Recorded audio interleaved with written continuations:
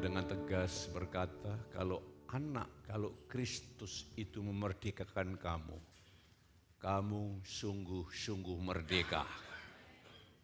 Bapa, kami minta, tidak ada satupun yang terlewatkan mengalami karya roh dan firman-Mu, sehingga kami menghayati hidup sebagai orang-orang yang sungguh-sungguh merdeka.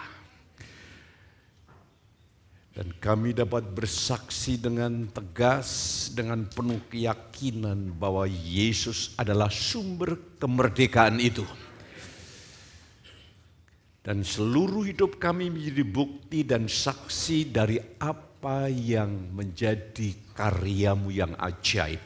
Mari Tuhan perlengkapi kami, berbicara kepada kami, demi nama Yesus kami berdoa. Haleluya. Amin. Kami silakan duduk kembali. Shalom. Pagi hari ini saya akan berikan sebuah tema, firman Allah berkata, menjalani hidup secara natural sesuai kodratnya. Saya ingin menjelaskan tema ini supaya saudara mengerti isi daripada kehendak Tuhan bagi saudara dan saya. Menjalani hidup secara natural,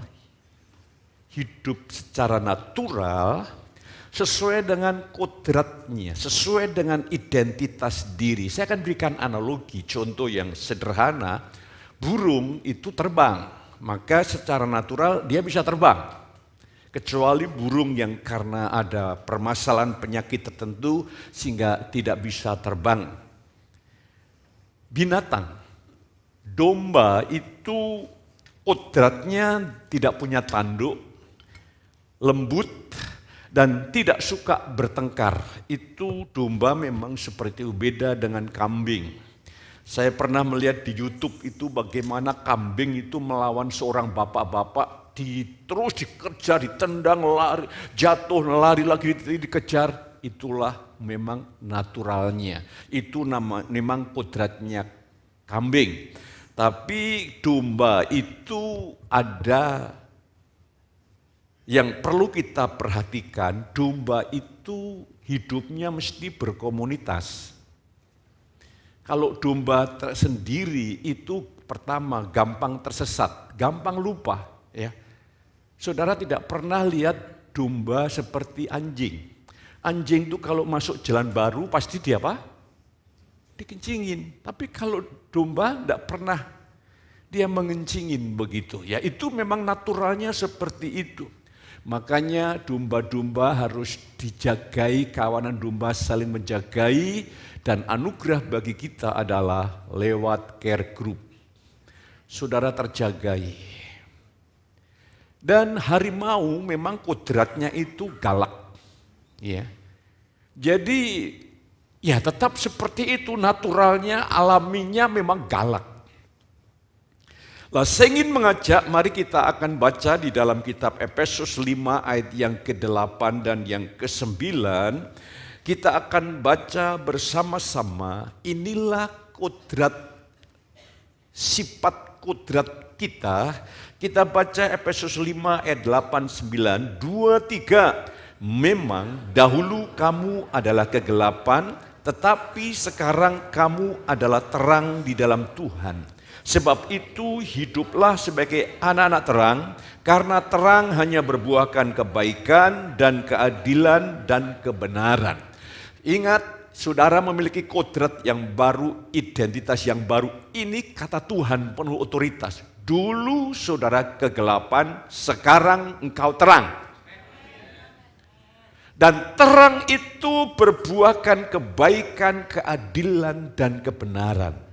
Jadi kalau saudara pagi ini mengalami pekerjaan roh dan firman-Nya, saudara mengalami kemerdekaan yang penuh, maka saudara akan hidup secara natural, alami, tidak kau paksa-paksakan. Saudara akan hidup dalam keadilan, dalam kebenaran, dalam kebaikan, dalam terang firman. Terus saya kasih contoh lagi next ya, ada Roma 6 ayat 20 sampai 22. Perlu kita baca juga. Ini juga menjelaskan tentang kita akan menjalani hidup sesuai dengan kodrat identitas kita yang baru. Ayat 20 sampai 22, 23. Sebab waktu kamu hamba dosa, kamu bebas dari kebenaran. Dan buah apakah yang kamu petik daripadanya? Semuanya itu menyebabkan kamu merasa malu sekarang, karena kesudahan semuanya itu ialah kematian. Tetapi sekarang setelah kamu dimerdekakan dari dosa, dan setelah kamu menjadi hamba Allah, kamu beroleh buah yang membawa kamu kepada pengudusan, dan sebagai kesudahannya ialah hidup yang kekal. Ini juga memberikan contoh bagaimana anak-anak Tuhan harus hidup secara natural sesuai dengan kodratnya. Dulu saudara dan saya hamba dosa. Maka buahnya Alkitab berkata kalau sekarang kita mengingat malu. Dan sekarang kita bukan lagi hamba dosa. Kita sekarang adalah hamba Allah. Maka buahnya adalah pengudusan. Kata pengudusan ini buahnya adalah hidup saudara akan mengalami pekerjaan kasih karunia sedemikian rupa sehingga hidup saudara ini makin fokus, khusus, makin semuanya saudara gunakan hanya untuk kemuliaan Yesus. Itu buah yang natural, saudara tidak perlu bergumul. Contohnya begini, saudara datang di gereja sudah memperlengkapi dengan sebuah pemahaman, saya datang ini untuk memuji Tuhan. Saudara tidak perlu ada hambatan, rintangan kalau memuji Tuhan yang memuji Tuhan. Song leader berkata angkat tangan, saudara angkat tangan. Karena saya tahu saudara datang tidak ada yang membawa beban beras atau pasir 1 kuintal, kan enggak toh, angkat tangan kan bisa. Lah, mengapa seringkali kita belum mengalami kemerdekaan? Pagi ini Tuhan akan memerdekakan saudara. Enggak ada hambatan seharusnya. Saudara hamba kebenaran, saudara terang, saudara hamba Allah. Sehingga naturalnya saudara dapat menjalani hidup yang begitu luar biasa. Merdeka itu artinya saudara bisa hidup sebagaimana engkau hidup sepatutnya bagi anak-anak Allah tanpa hambatan dan perintangan. Begitu sederhana sekali. Terus kita akan lihat perbudakan adalah keadaan yang paling rendah yang dapat dialami seseorang atau sebuah bangsa. Bangsa kita telah dijajah oleh Belanda dan 350 tahun kurang lebih itu sejarah menyatakannya. Dan saudaraku, ketika Indonesia dijajah oleh Belanda, bangsa Indonesia tidak bisa menentukan nasibnya sendiri. Semua ada dalam kontrol dan kendali pemerintahan Belanda. Semuanya hanya untuk kepentingan pemerintahan Belanda. Apalagi pada zaman Jepang, kalau saya diceritain orang tua saya, dia harus pakai pakaian dari karung goni, memang sulit untuk mendapatkan kain. Walaupun bahan-bahan kain di Indonesia melimpah, tapi itu dibawa ke Jepang. Saudara kekasih, jadi keperbudakan adalah keberadaan seseorang dalam tingkat yang paling rendah. Dan ia tidak dapat menjadi sebagaimana seharusnya. Ketika seseorang diperbudak, saudara dan saya tidak berhak lagi untuk mengatur diri sendiri, tidak bisa. Nanti saya ingin tunjukkan. Contoh, saudara ingin taat, tapi yang muncul tidak taat, itu namanya diperbudak. Saudara harusnya mengasihi, tapi engkau membenci, itu namanya diperbudak. Lah hari ini ada kabar baik. Yang sangat diperlukan anak-anak Tuhan adalah kemerdekaan. Katakan bersama saya kemerdekaan, 2, 3. Dan Tuhan Yesus sudah membayar. Sehingga saudara bisa menikmati kemerdekaan yang sejati. Melalui kemerdekaan yang Tuhan telah wariskan kepada kita, saudara dapat berkembang sebagaimana kodratnya, sebagaimana seharusnya, dan dapat hidup sesuai kodrat atau identitas baru kita. Ini orang yang sungguh-sungguh merdeka. Ya. Ini orang yang sungguh-sungguh merdeka. Lah, saya ingin mengajak saudara untuk melihat. Saudara pikir wajar kalau saudara hidup khawatir. Itu engkau tidak sadar, engkau sedang diperbudak. Engkau takut dengan setan. Padahal pemahaman kita mengerti setan diletakkan di bawah kaki kita. Itu perbudakan. Engkau resah, engkau gelisah. Rasa-rasanya hidup tidak bahagia. Padahal Tuhan menjanjikan kebahagiaan. Makanya buka hatimu, dengar firman Allah. Dengan kau mendengar Injil, maka engkau diselamatkan. Engkau dimerdekakan, dibebaskan, dan sungguh-sungguh menjalani hidup yang bebas, yang merdeka. Sebagai suami, kan perintah Tuhan jelas, kasihilah istrimu. Harusnya saudara bebas, leluasa untuk mengekspresikan kasih kepada pasangannya. Mengapa banyak suami tidak mengasihi secara normal dan wajar? Terbelenggu trauma, masa lalu. Ada banyak belenggu-belenggu. Hari ini para bapak-bapak, istrimu akan menjadi wanita yang berbahagia. Wanita didolong malah diam aja. Adakan amin para wanita?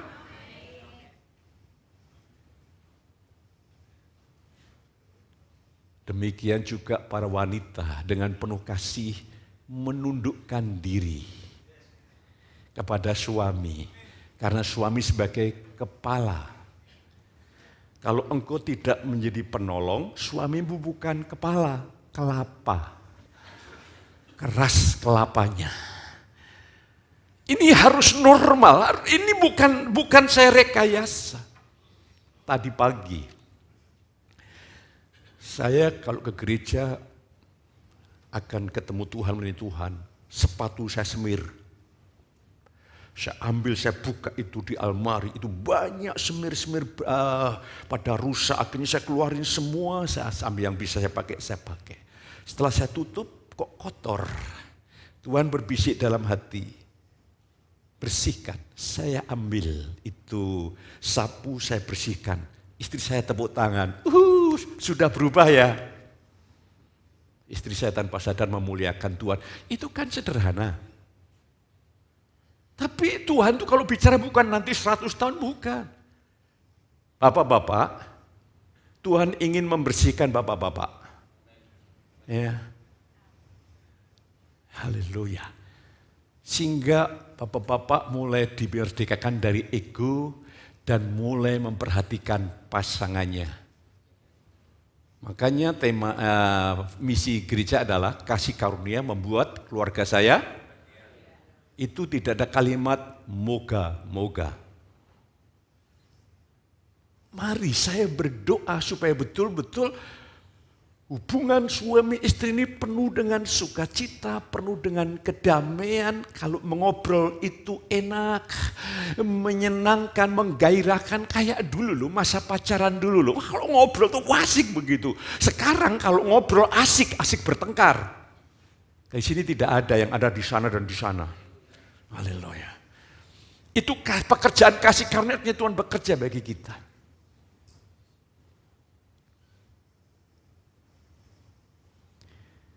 Dan saya ingin mengajak saudara untuk mengalami anugerah Allah. Selanjutnya ketika orang Kristen diperbudak, mereka tak dapat hidup sebagaimana seharusnya. Perbuatan dosa membuat anak-anak Tuhan menjadi hamba kejahatan. Sekali lagi nanti saya jelaskan apa itu dosa, apa itu hukum dosa.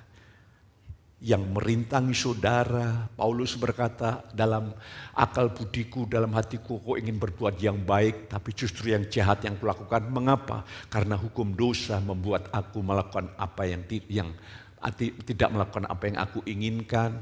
Itu harus saudara alami hari ini merdeka penuh. Tuhan sudah bayar. Tuhan sudah berkata lunas, tetelestai, bentuk perfect, sudah selesai dan hasilnya permanen terus menerus. Jadi saudara kekasih, kebutuhan kita terbesar adalah betul-betul kemerdekaan. Bahagia sekali saudaraku. Tapi saya tidak tahu ya, ada orang yang karena kejahatannya dimasukkan di penjara. Ada memang, tapi ini namanya kelainan psikologis atau karena alasan ekonomis. Setelah di penjara, dia keluar sengaja berbuat jahat supaya masuk penjara lagi. Mengapa? Karena di penjara dapat makan gratis. Tapi orang yang normal secara umum dibebaskan dari penjara yang penuh penderitaan, tekanan, dan tidak bisa berbuat apa-apa. Pasti keluar dari penjara, aku ingin mengubah diri, ingin berbaik, tidak ingin lagi masuk ke dalam penjara. Karena yang paling bahagia merdeka dan Tuhan sudah membayar lunas dan saudara menjadi umat-umat Tuhan yang merdeka dan sungguh-sungguh merdeka. Lah saya ingin mengajak saudara, kita akan lihat Kolose 3 ayat 12. Ini seharusnya hidup saudara dan saya. Karena itu sebagai orang-orang pilihan Allah yang dikuduskan dan dikasihinya, kenakanlah kedua, kemurahan, kerendahan hati, kelemah lembutan, dan kesabaran. Ini kesabaran. Ini semua adalah buah roh. Buah roh itu bukan 9 macam rasa. Buah roh itu bentuk singular, bentuk tunggal, tapi 9 aspek. Kalau engkau sabar, pasti ada buah penguasaan diri. Kalau engkau penuh kasih, pasti ada sukacita, ada damai sejahtera. Dan ekspresi hidup saudara, sabar. Yang dibutuhkan di keluarga itu sabar. Ya, kalau berjemaat ini kan ketemunya seminggu sekali. Lah di rumah tangga ini ketemu setiap hari. Ya, ketemu setiap hari. Dan kesalahpahaman itu dimungkinkan karena itu dalam proses. Tetapi kesabaran, kasih itu mengikat, menutup. Di dalam kasih ada kesabaran. Oh dulu saya ini orang yang gampang tersinggung dan kalau sudah tersinggung reaktif. Ya. Dan saya berontak begitu, frontal. Tapi sekarang Tuhan mengubah begitu baik. Saya bertumbuh dalam anugerah, dalam kesabaran. Coba nanti ibu-ibu bisik-bisik kepada istri saya, apa betul yang diomongkan Pak Petrus? Karena bukan usaha saya, bukan perjuangan saya. Tahu-tahu secara natural, secara alami, saya berubah begitu saja. Dan saya bersyukur, ini namanya kasih karunia. Kasih karunia itu harus ada dampak yang real. Kasih karunia harus ada dampak yang real bagi kehidupan keluarga.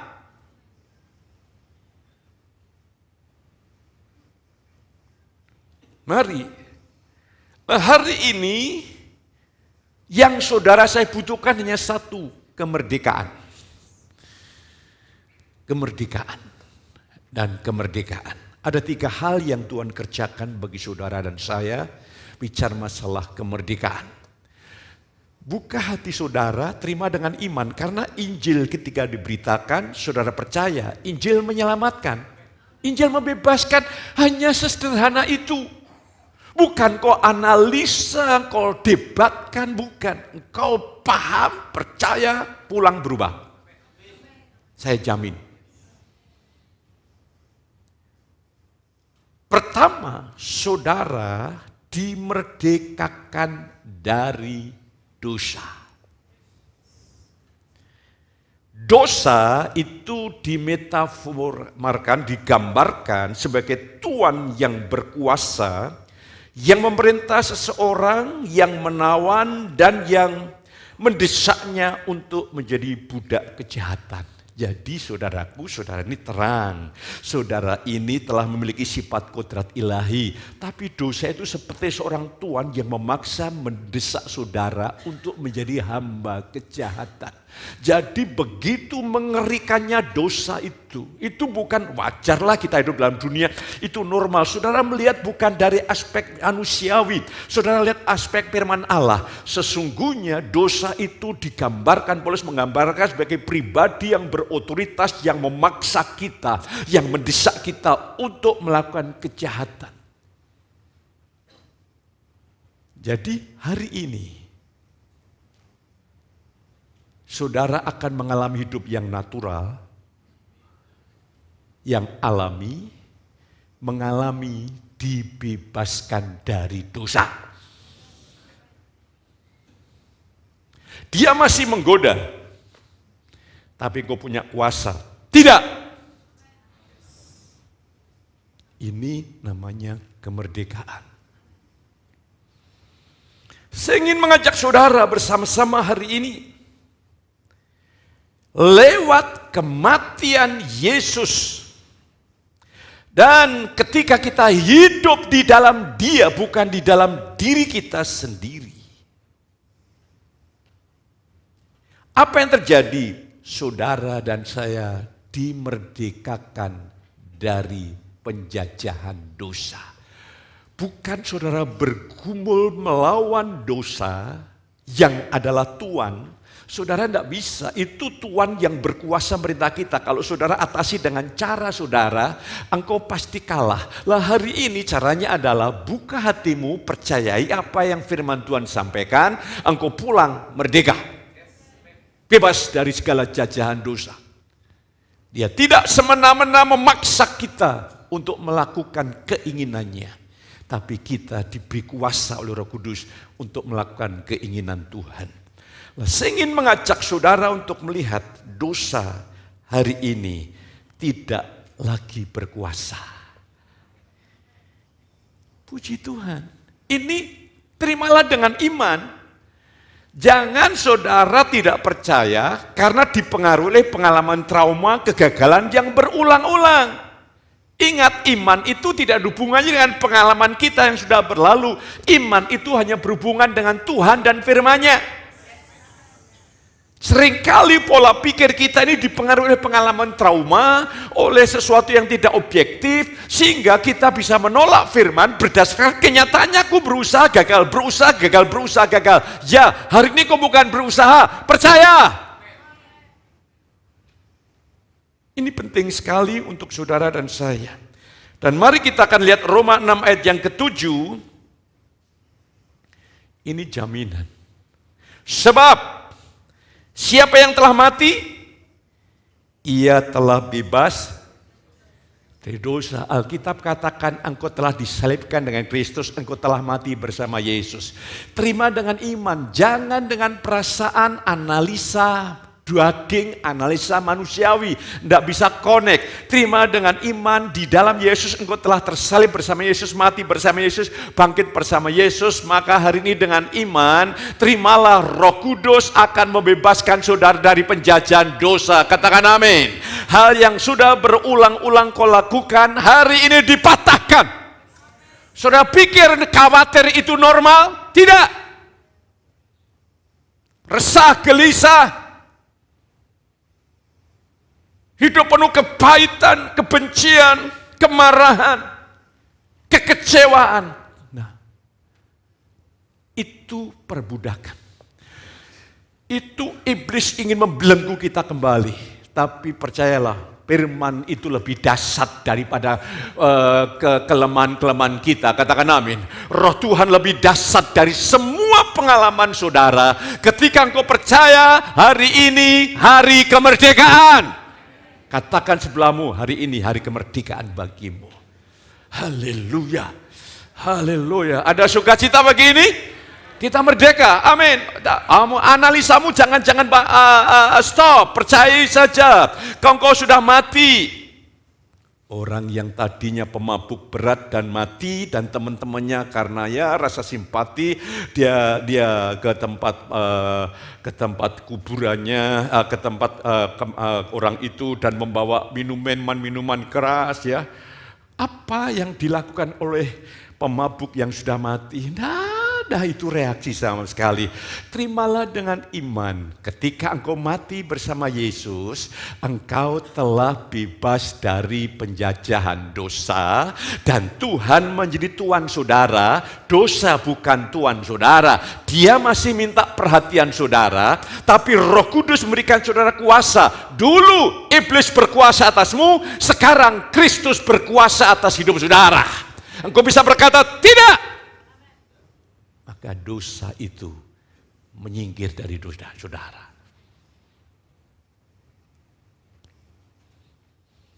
Haleluya. Roma 6:14, sebab kamu tidak di bawah hukum Taurat tetapi di bawah kasih karunia. Dosa tidak lagi berkuasa. Haleluya, ada pengharapan baru. Sehingga saudara betul-betul ada kemerdekaan, ada kuasa yang luar biasa. Saudara merdeka, engkau bisa bertindak sepatutnya. Engkau bertindak sebagai anak-anak Allah, sebagai putra-putra Allah. Kalau pagi hari saya memimpin doa pagi, tidak ada hambatan, rintangan, pola pikir, apapun yang berkecamuk. Saya bangun kadang-kadang terlambat sedikit bangun, kebiasaan jam 3:30 sudah bangun. Istri saya bangun, Mas, oke, saya bangun, saya sementara bersyukur kepada Tuhan, saya bangkit, saya berdoa, saya tidak lagi dibelenggu oleh ini, oleh tubuh yang lemah, tidak. Karena saya merdeka, saya bertindak sebagaimana sepatutnya, karena seluruh kekuatan Allah menopang saya dan menopang saudara. Katakan amin. Ini arti kemerdekaan. Luar biasa. Ya, cara pandang kita ya luar biasa. Kalau tidak, bayangkan menderitanya orang yang ada dalam penjara dan perbudakan. Hari ini, terimalah dengan iman. Makanya, kalau engkau ingin bertumbuh di dalam iman, ikut apa? Ikut CG, bukan ikut Pak Petrus. Ikut care group. Di sana iman saudara diasah, dibentuk, karena semuanya itu bertumbuh pada iman. Luar biasa. Pertanyaannya selanjutnya, kalau umat Tuhan masih berbuat dosa, ada dua hal yang seringkali tanpa sadar kita lakukan. Kita belum mengetahui dan memahami sesungguhnya bahwa kita ini telah memperoleh kemerdekaan di dalam iman.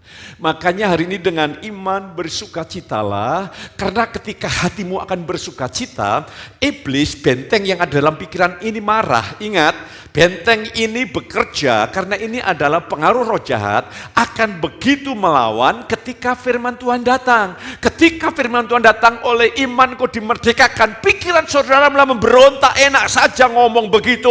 Tapi pengalamanku membuktikan, situasiku, masalahku tidak memungkinkan aku bebas dari dosa. Percayalah, Tuhan tetap lebih besar dari masalah yang kau hadapi. Saya tidak ingin ada jemaat yang hidup dalam dosa dengan disengaja. Karena Tuhan sudah memerdekakan.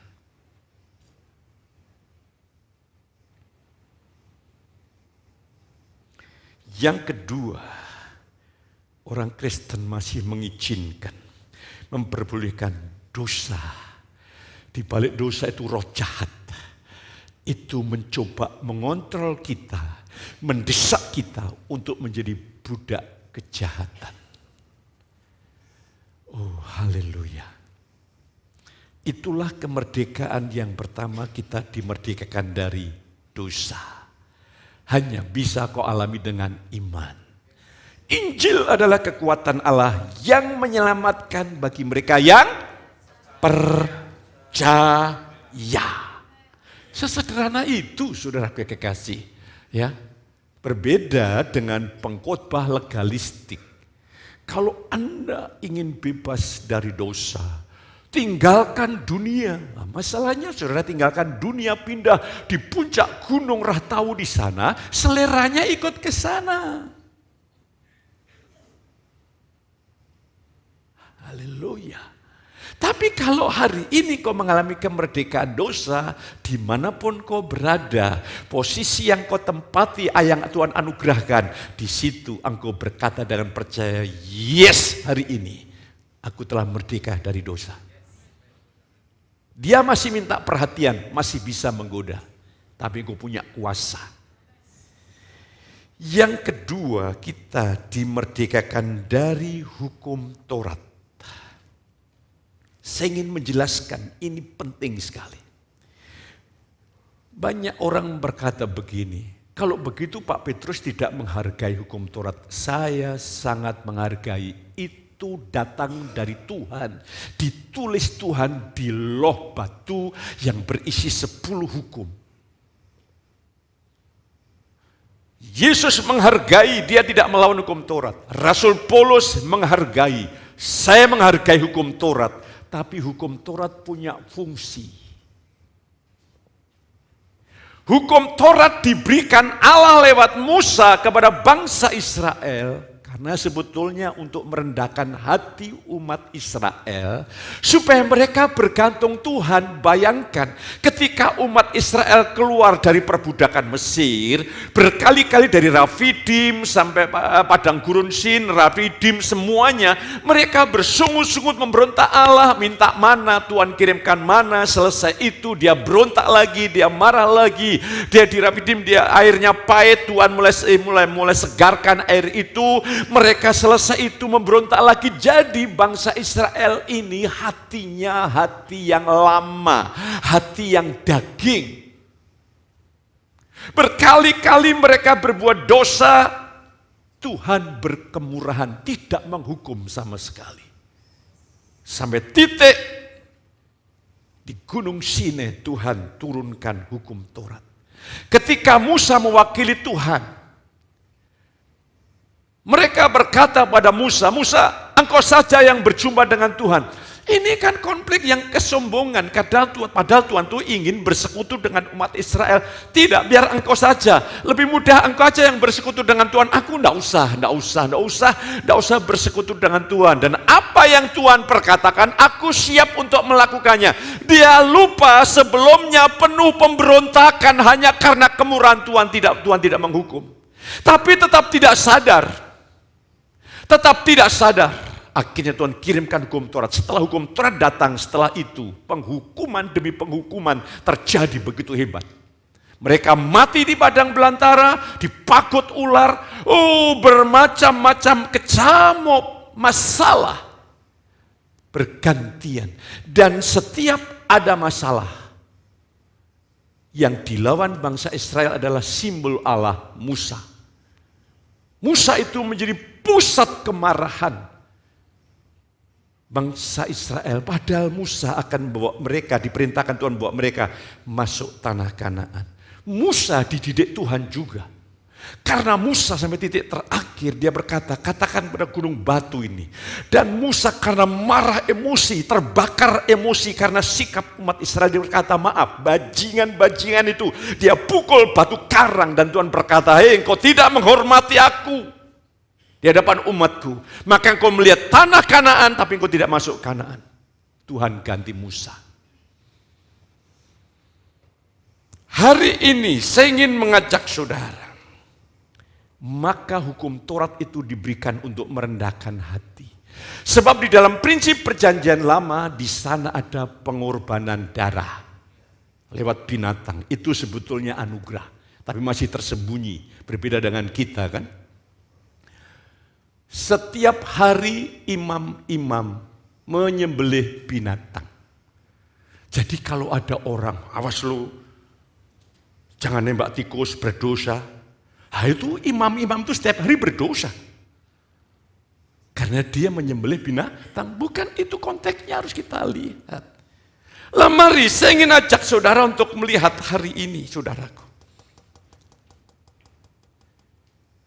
Hukum Taurat untuk merendahkan. Dan hukum Taurat adalah didikan Tuhan untuk merendahkan hati orang Kristen. Tuhan berkata, Bapa, rahasia ini kau sembunyikan bagi orang bijak, tapi kau nyatakan pada anak kecil nepios, anak kecil yang penuh kebergantungan, rendah hati. Ketika engkau mendengar Injil kasih karunia terus, yang kau terima, yang kau pahami adalah hukum Taurat, itu didikan Tuhan. Dan lewat hukum Taurat nanti kita lihat dosa pasti berkembang. Pasti berkembang. Kelemahan bermunculan, kedagingan bermunculan. Nanti saya ingin menjelaskan. Mari kita ini betul-betul hari ini dimerdekakan dari hukum Taurat ini, ada pengharapan yang luar biasa. Saudara kekasih. Lah saya ingin tunjukkan pada saudara hari ini. Iya. Kemerdekaan ini membawa kita kepada kehidupan anugerah yang lebih dalam daripada sekedar dimerdekakan dari dosa. Jadi poin pertama, kita dimerdekakan dari dosa, dari pemerintahan dosa, kekuasaan dosa. Tapi kedua, dibebaskan hukum Taurat itu lebih dalam lagi, saudara mengalami anugerah. Saudaraku, Kristus dan hukum Taurat tidak bisa dua-duanya memerintah saudara. Tidak bisa. Kalau engkau di bawah hukum Taurat, contohnya begini, siapa yang mengatur hidupmu dan hidupku? Yang mengatur hidup kita, orang Kristen yang belum terbuka, tersikap, adalah hukum-hukum Taurat. Tetapi mari saya ingin tunjukkan, ketika engkau melihat anugerah Tuhan yang mengatur hidupmu dan hidupmu adalah hukum baru, Kristus di dalammu yang akan menuntun saudara langkah demi langkah. Dua hal yang berbeda hasilnya. Lah, hari ini saya ingin mengajak saudara. Paulus menjelaskan bahwa hukum Taurat dengan dosa itu selalu seiring. Dosa itu seiring dengan hukum Taurat. Hukum Taurat seiring dengan dosa. Di dalam kitab Roma pasal 7 ayat yang keempat. 1 Korintus 15 ayat 56 ya. Dikatakan di sana begini. Sengat maut ialah dosa. Dan kuasa dosa ialah susah ya. Kuasa dosa adalah hukum Taurat. Bagaimana? Dulu saya juga bingung, konflik pikiran saya. Hukum Taurat itu kan suci, kan sempurna. Tapi kok kuasa dosa hukum Taurat? Di dalam Roma 7 ayat yang keempat itu, kita telah mati bagi hukum Taurat, dimerdekakan dari Taurat, kita sekarang hidup di bawah kasih karunia. Lah, Paulus menjelaskan, kuasa dosa adalah hukum Taurat. Loh, ini bagaimana logikanya ini, saudaraku? Logika kita akan dijawab oleh Tuhan hari ini, karena ini yang seringkali merintangi iman kita.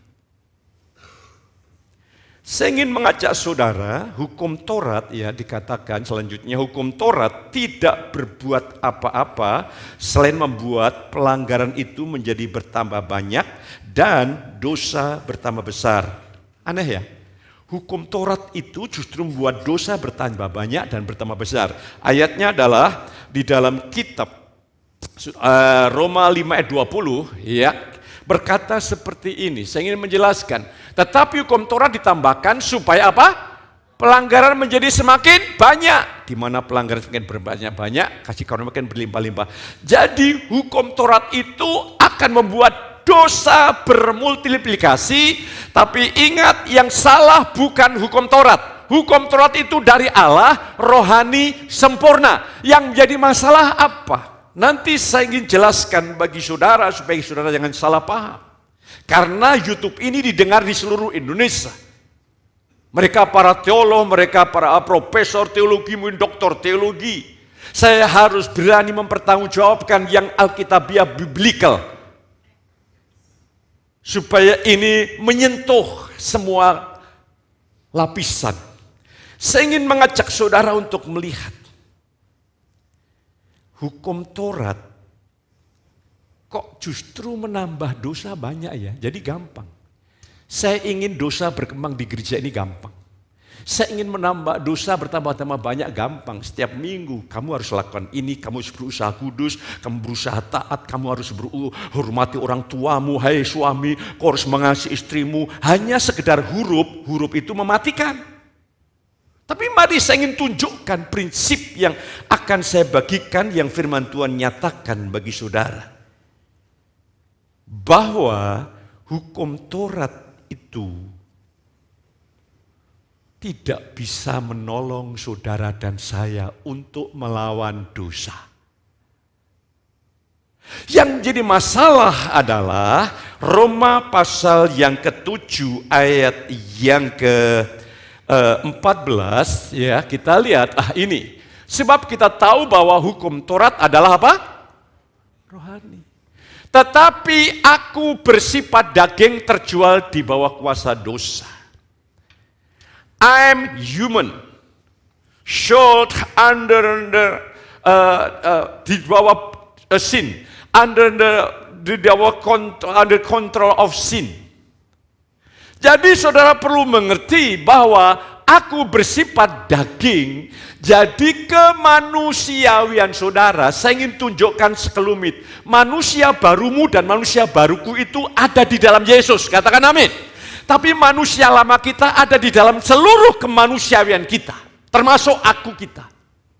Nah, kita melihat aku kita ini bersifat daging, I'm human, bentuk present. Itu terus-menerus akan bersifat daging, sold under the control of sin.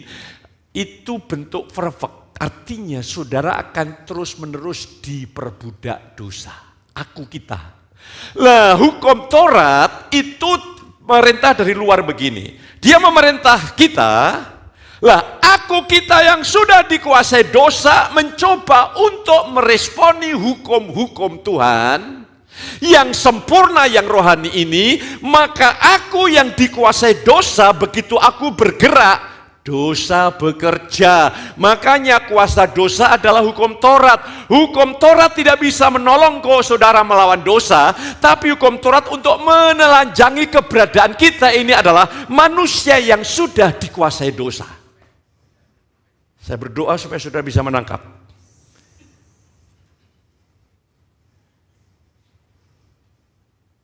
Saya berdoa supaya saudara dapat melihat. Inilah kebenaran yang Tuhan wariskan kepada gereja kita.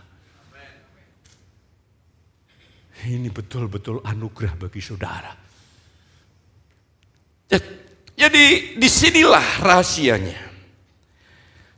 Makanya kalau hukum Taurat itu, saudaraku, gereja yang masih di bawah hukum Taurat, itu merangsang aku kita yang bekerja, aku kita yang berusaha. Padahal aku kita ini sudah dikuasai oleh dosa. Otomatis ketika kita hidup di bawah hukum Taurat, dosa itu dirangsang, dimunculkan.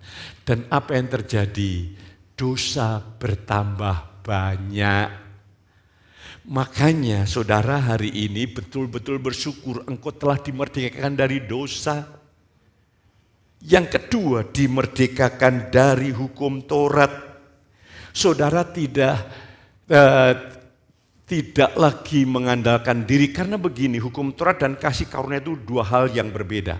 Hukum Taurat mengandalkan perbuatan manusia, usaha manusia. Kasih karunia mengandalkan Tuhan. Hukum Taurat, saudara bekerja untuk Tuhan. Kasih karunia Allah bekerja bagi saudara. Dan engkau bisa mengalami dengan Berarti hari ini kalau engkau percaya kepada Kristus, saudara percaya enggak engkau bebas dari dosa? Puji Tuhan. Kita dibebaskan dari hukum Taurat, ini bukan sekedar kita dibebaskan dari dosa, kita nanti dibebaskan dari hukum dosa. Ini lebih dalam lagi.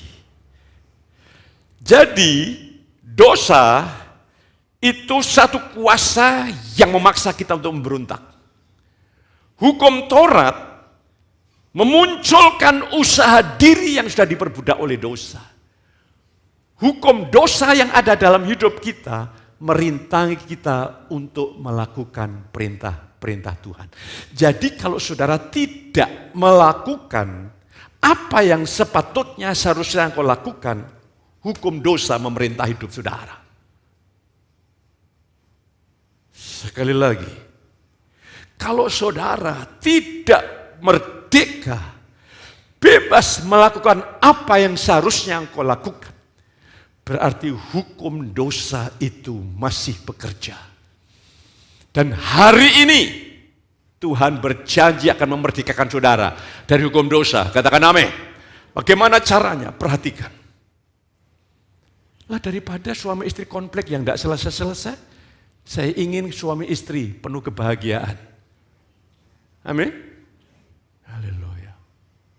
Kemarin itu doa pagi. Wah, Mbak Epi doa pagi nunggu saya di situ. Dia cerita begini, Pak, saya baru. Apa kemana, Pak? Gunung Sumbing. Wah, saya bilang sama istri saya, hatiku melonjak-lonjak kalau lihat jemaatku bahagia. Karena visinya adalah kasihkan buat keluarga saya bahagia. Ya, di glamping, wah mau lihat pemandangan. Haleluya, saya senang. Ya, saya senang banget. Ya. Karena apa? Itulah tujuan Injil. Tidak ada yang lain. Ya, saudara kasih, jangan karena orang Kristen di bawah hukum Taurat, maka banyak orang hidup secara hipokrit, munafik. Di dalamnya penuh kegagalan, mencoba memunculkan tindakan yang saleh, maka banyak orang suka mudah konflik dengan orang lain. Itu adalah gambaran ada konflik di dalam hidup kita antara roh dan daging. Kita masih mengandalkan diri, disitulah mudah kita konflik dengan orang lain. Nah hari ini saudaraku, gereja dikatakan jikalau di antara kamu ada iri hati dan perselisihan, cukup membuktikan bahwa kamu hidup secara daging, duniawi. Rumah tangga yang penuh konflik, paling kemarahan. Hanya satu, engkau hidup dalam daging. Mengandalkan diri, usaha diri. Hari ini bertobat. Kalau engkau belum tahu, belum paham, datangin saya. Saudara, enak datang kepada pendeta Petrus itu bukan seperti datang ke dukun. Kalau engkau datang ke dukun, paling minimum kau harus bawa gula pasir, beras. Engkau datang kepada pendeta, engkau tidak perlu bawa gula pasir, beras. Tidak perlu bawa uang, bawa cek aja. Wah kurang ajar ini saudara kasih. Bukan, engkau datang, saya menerima dengan cuma-cuma, saya berikan dengan cuma-cuma. Kalau engkau tidak mengalami fatal, engkau akan konflik seumur hidup. Dengan diri sendiri, dengan orang lain, dengan orang sekeliling kita. Aduh, kita menderita. Lah yang ketiga, kita dibebaskan dari hukum dosa. Mari kita lihat ayatnya lebih dahulu, Roma 8 ayat yang kedua, berkata seperti ini. Roh yang memberi hidup telah memerdekakan kamu dalam Kristus dari apa? Hukum dosa dan hukum maut. Ya, nah sebelumnya lagi kita akan lihat. Jadi kita hanya bisa dilepaskan dari hukum dosa kalau kita bergantung roh Tuhan. Sederhana sekali kan, kebenaran ini kan memerdekakan sekali, membebaskan sekali. Lah ayatnya kita lihat Roma 7 ayat 22 dan 23, kita lihat di sini. Saya baca, sebab di dalam batinku aku suka akan hukum Allah. Ini Paulus yang sudah lahir baru. Roma pasal 7 ini gambaran orang Kristen yang sudah lahir baru, tapi masih di bawah hukum Taurat. Jemaat di Galatia juga begitu, kembali kepada hukum Taurat. Sebab di dalam batinku aku suka akan hukum Allah, tetapi di dalam anggota-anggota tubuhku aku melihat hukum yang lain yang berjuang melawan hukum akal budiku dan buat aku menjadi tawanan hukum dosa yang ada di dalam anggota-anggota tubuhku. Jadi yang buat saudara tidak menjalani hidup sepatutnya selayaknya sebagai anak terang, anak Allah, anak yang telah dibenarkan dengan cuma-cuma, hukum dosa yang ada di dalam anggota tubuh kita. Tapi tubuh kita bukan tubuh yang berdosa, ingat, bukan. Karena Adam makan buah pengetahuan baik dan jahat, buah itu masuk dalam hidupnya, itu menjadi hukum dosa. Makanya kalau hukum Taurat diberitakan setiap minggu, jemaat mencoba meresponi, mencoba melakukan perintah Tuhan. Hukum dosa yang bekerja, tidak bisa manusia melawan hukum dosa. Maka hari ini saya ingin ajak saudara untuk melihat, aku ingin berbuat yang baik, tapi justru yang jahat yang kulakukan, itu hukum dosa. Saya tidak ingin jemaat ada dalam Roma 7. Saya ingin jemaat melompat Roma 8. Hukum roh itu membebaskan kita dari hukum dosa. Roh Tuhan memampukan saudara. Roh Tuhan akan bekerja di dalam kehendak maupun pelaksanaannya. Katakan amin. Yeskiel 36 ayat 27, rohku akan kutaruh dalam batin mereka dan aku akan buat mereka hidup dalam segala perintahku. Jadi hari ini saudara kekasih, hari kemerdekaan yang penuh. Sungguh-sungguh saya ingin saudara menikmati warisan yang Tuhan sediakan. Mengapa saya berjuang demi Injil? Karena ini Tuhan sudah bayar. Masa kita sia-siakan? Ini Tuhan sudah bayar. Saya hanya meneguhkan apa yang Tuhan sudah bayar dengan harapan anak-anak Tuhan menikmatinya, mengalaminya. Haleluya. Kan kebenaran kasih karunia saya bagikan lebih dalam. Karena seiring proses waktu, saya menyediakan waktu untuk berdoa dengan Tuhan, dengan anugerah Tuhan, oleh rahmat Tuhan, makin disingkapkan. Jadi hari ini saudara kekasih, ya kita lihat naik sebelumnya, hukum dosa merintangi kita untuk melakukan perintah Tuhan. Hukum dosa merintangi kita untuk hidup sebagaimana sepatutnya sebagai putra-putra Allah. Hukum dosa membuat bapak-bapak tidak bisa memperlakukan pasangannya sebagaimana sepatutnya. Hukum dosa membuat ibu-ibu tidak bisa menghormati suaminya, memberikan tempat sebagai kepala sebagaimana seharusnya. Dan ini konflik berkepanjangan. Apa saudaraku, kalau saudara besok mati beda lagi. Ada yang masih hidup 30 tahun, ada yang masih hidup 40 tahun. Siapa di antara saudara berkata, Pak Petrus saya akan jadi pahlawan iman. Untuk apa? Saya ingin 40 tahun yang ke depan saya hidup dalam konflik. Kalau ada saya doakan. Tidak ada kan? Saudara ingin bahagia mulai hari ini kan? Amin. Inilah kabar baik bagi saudara. Jadi puji Tuhan hari ini kalau saya tarik kesimpulannya sederhana sekali. Saudara harus membenci aku. Itu daging. Saudara hanya menerima Yesus untuk dibebaskan dari siksaan neraka. Tapi saudara tidak pernah menerima Yesus untuk membebaskan engkau dari keakuan dan kedagingan. Saya sudah dapat embrio firman Allah. Sumber pergumulan saudara, kalau Tuhan izinkan besok makin tersingkap dan engkau besok minggu akan dibebaskan dan engkau menikmati anugerah demi anugerah. Setiap bangun pagi engkau berkata, yes ini adalah anugerah, katakan amin. Dan kalau engkau menyadari Tuhan, hari ini aku bisa bangun anugerah Allah, maka anugerah yang kau percaya itu akan membuat engkau sepatutnya hidup sebagai putra Allah, katakan amin. Maka saya percaya kalau engkau meresponi firman Tuhan, hari Selasa yang doa pagi bisa bertambah banyak. Haleluya. Kenapa itu hanya tinggal keputusan? Karena kesanggupan kami adalah, lo tahu loh. Apa artinya tahu tapi tidak mampu?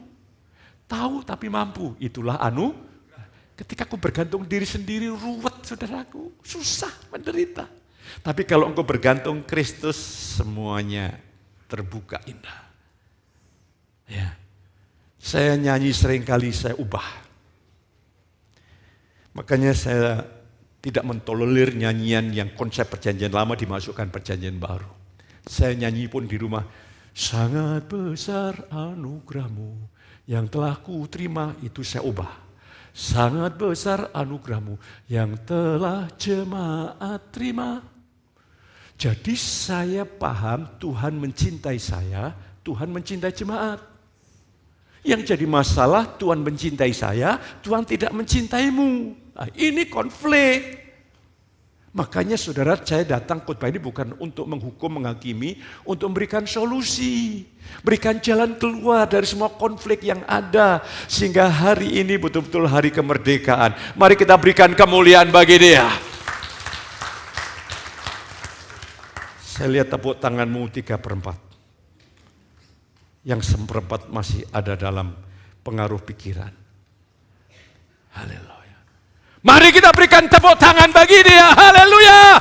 Engkau merdeka dan sungguh-sungguh merdeka. Semua konsep pola pikir manusiawi, harga diri dan semua kesombongan, takluk. Yang berkuasa adalah Kristus. Haleluya, bangun pagi sukacita. Sakitmu semuanya akan dibereskan oleh Tuhan.